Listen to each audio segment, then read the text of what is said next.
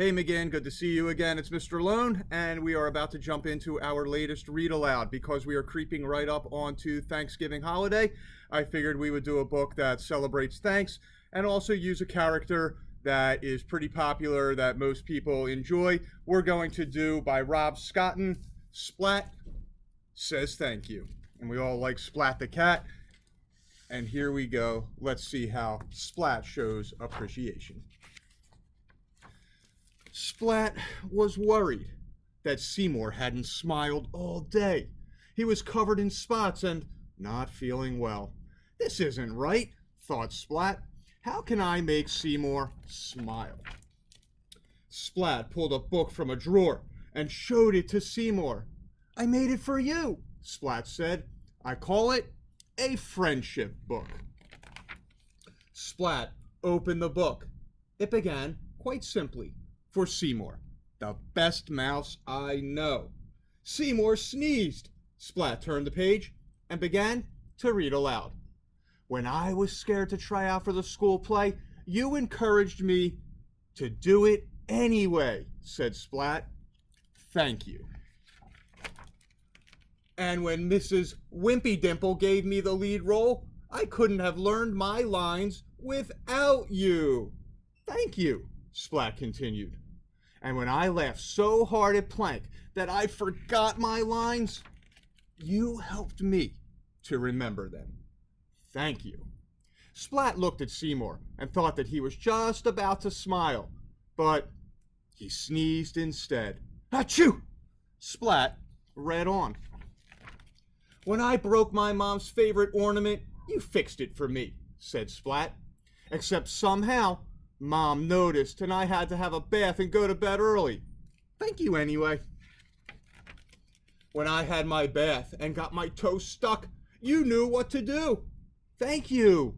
And when I went to bed early, you sneaked me a flashlight so I could read my book, said Splat. Thank you. When I overslept the next morning, you woke me up so that I wasn't late for school, said Splat. Thank you. And when I borrowed my brother's kite and we played for hours, you made it so much fun. Thank you, said Splat.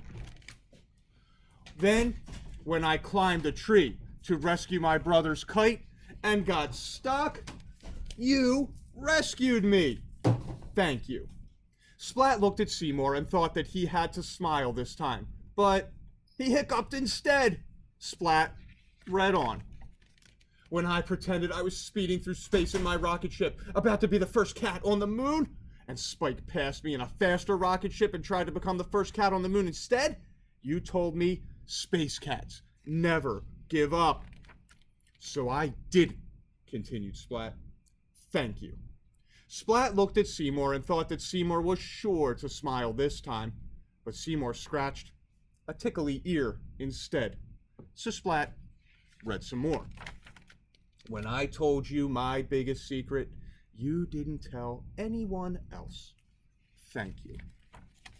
And when Spike gave Kitten a bigger Valentine card than the one I gave her, you knew how to make me feel better.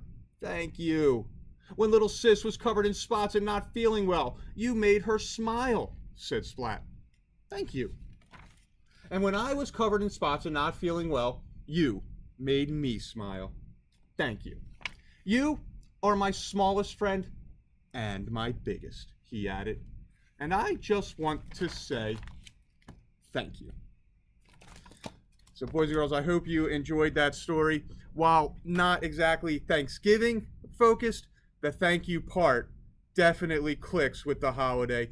Make sure you say a thank you to someone for even the smallest things, also obviously for the big things and everything in between. It's important we show our appreciation to those who mean a lot to us, who help us with certain things in our lives. Give those thanks out plenty as we get ready for the holiday. McGinn, I'll see you back for a last read aloud before we head into the Thanksgiving break. I'll talk to you soon. Have a good night.